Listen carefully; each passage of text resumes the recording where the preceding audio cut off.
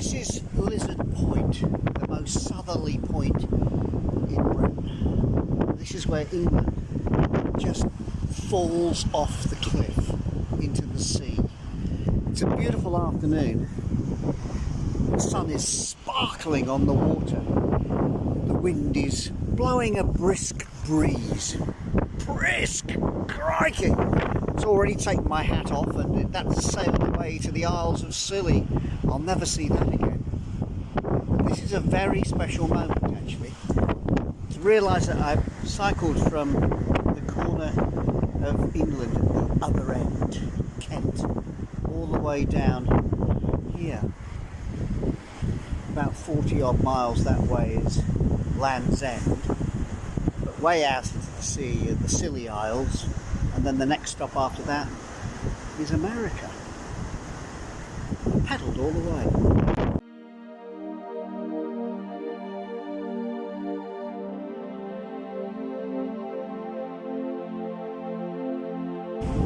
That boat is really, really tiny. This is the lifeboat station. You realise here people risk their lives every day going out into the sea.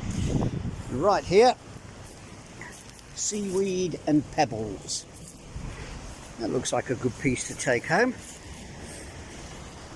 That will be my souvenir from the Lizard, the most southerly point in Britain. Oh look, there's a seal right here. Oh my goodness me! Ah! This is terrifying! Not sure she was standing quite this close. I'm often asked, Timmy, when were you first on the telly? I know exactly when. It was May 1963. I was 7 years old and I was at Helston Carnival. My cousin Jessica was dancing around the maypole and the TV cameras were here. They panned around the crowd and I was on the telly! Yeah! Someone will find that clip one day on YouTube. Now this is one of the loveliest harbours in Cornwall. This is Porthleven. I'm going to take you on a little trip down memory lane. So at the age of 7, I came to stay in Porthleven with my auntie Anne and my cousins Jessica, Lucas and Richard, because my mum was rather poorly at the time. And we lived here in Church Row. All these beautiful flowers are out today, and here's the lovely row of cottages. And we lived right here at the old school house. Yep, because Auntie Anne was the school teacher here, next door. I mean, it's all so close, isn't it? This was the schoolroom in here, and there were two classes. The infants that Auntie Anne taught, and then Mr. Thomas taught the juniors, and we were in with the juniors. Anyway, we had to do a clear out of our stuff one day from our room at the top up here, just up there, and so we decided to sell our comics. Now, as you can see, this is quite a quiet street, so we set up our comics here, right there, and waited for somebody to come past.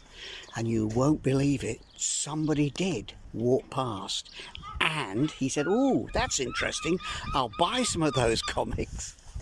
We got some money, we could go and spend it at the local shops. What a great day. I love the way memory works like this. So how nice to see the old house. Yeah, love Porthleven, it's great. St. Michael's Mount. I'm reminded that when I cycled the Camino de Santiago, I went to Mont Saint-Michel. Well, I'm waiting today for the tide to go out another 20 minutes or so I can get across the causeway, because as you can see, it's still a little deep. Ooh, There's a bit of a queue now. We're sort of waiting for the tide to go out, and I don't want to be the first one to go across and fall in and have all these people go, ha ha ha ha ha. Though I guess they're really wishing I would. Just a bit. Yeah. Derek, remind me about the last time we met here. Oh, I took you over in the boat. Tide was in, a bit choppy. Yeah, it was good fun. We were filming for Wackaday. Yeah. It was only a couple of years ago. couple of years ago. Yeah, it wasn't that long. This is going to be my last season boating. How long have you been doing it here? 53 years. Have you? I'm 70 now. Fantastic. I'm 71 in October. My medical runs out Christmas. I'm not going to renew. My license, I still got a boat license until 26 if I wanted to, but I'm just aches and pains. You know, getting in and out of that boat 100 times a day. How many film crews have you had coming over here? Dozens. And which has been the best film crew you've ever had? Well, we had. Which has been the best film crew? Your film crew was bloody shit on. That's all right. That's what I wanted to hear. That was the right answer. That's right. Yeah, but then we had Game of Thrones in last May. Game of Thrones came up here, but they were nearly as good as Wackaday coming We had here. them for 6 weeks. Did you? Yeah. And buggers had us going 5:30 in the morning till 9:30. Hang on, are you taking my bike, Jen? You're nicking it.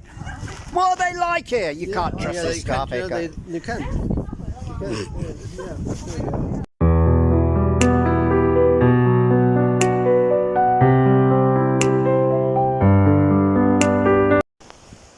This beautiful spot is called Lamorna Cove, not far from Land's End. Sparkling water this morning, the sun shining, gleaming, and the sound of the crashing waves. This has always been a favourite spot for smugglers and for artists. In fact, Alfred Munnings came and lived here in the 1920s and painted all around this area in the beautiful valley up behind me.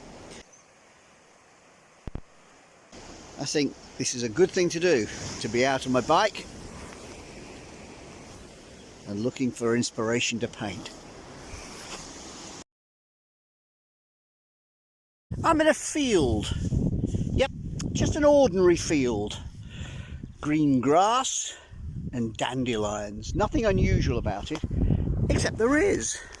In the middle of this field are the Merry Maidens, a circle of ancient stones put here squillions of years ago for some wonderful reason. The thing is, people came and cut the stone to size and shape. Other hands have touched this and you see the air liching on it. You step inside and you go, ooh, it's got a special atmosphere. This feels like there's a reason for having the stone circle here. And I wonder, what is that reason? Well, I know what it is.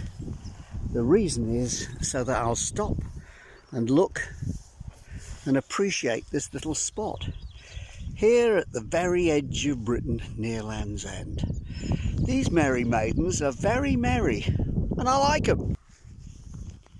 I'm standing in the middle of the road at a road junction with nothing to show except this, a Celtic cross.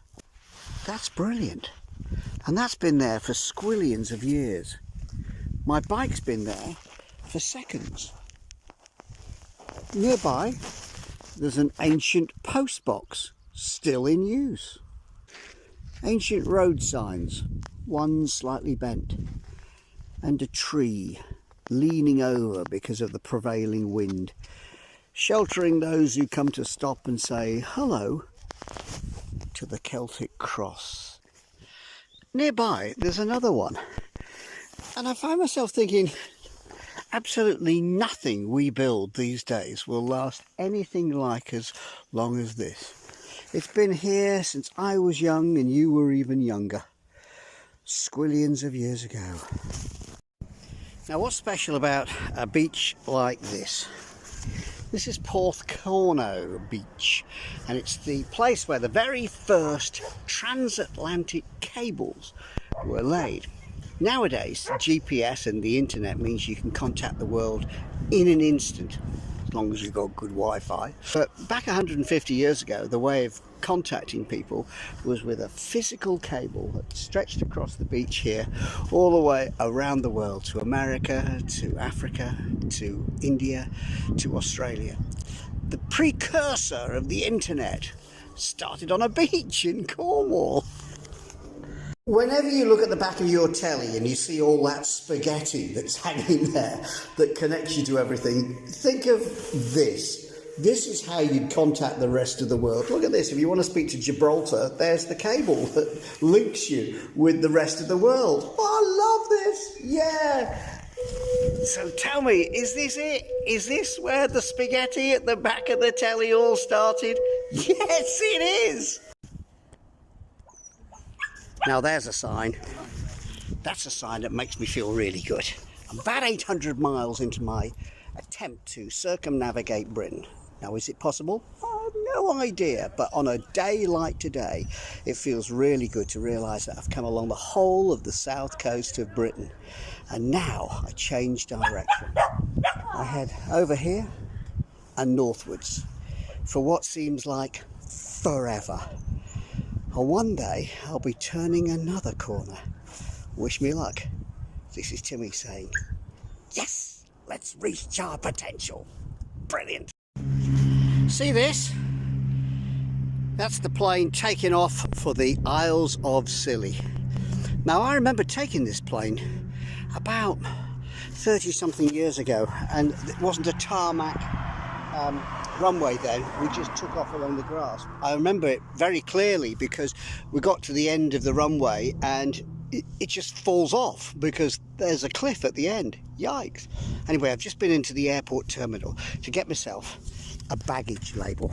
I just thought it would be rather a nice thing to have hanging on my bag that says, I've just seen the little plane taking off for the Isles of Scilly.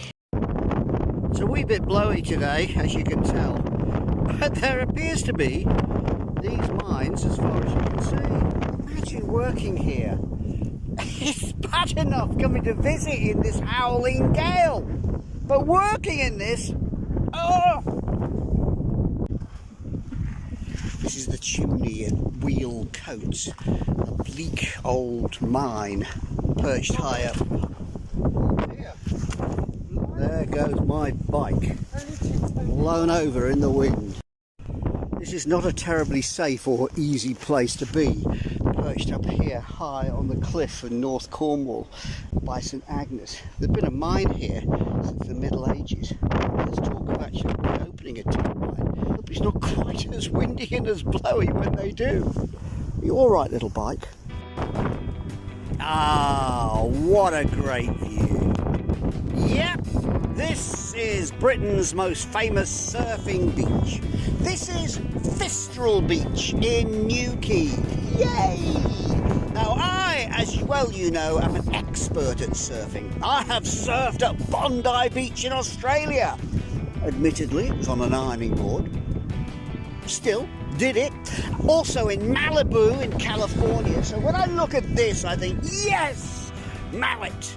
Get your ironing board out and let's go surfing now. Everybody surfing now. I've even got the song for it too. I could be wearing an itsy bitsy teeny weeny. Now Steve. Yes. You ready to go in? I'm ready to go in, mate. Here's your ironing board. That's my stick.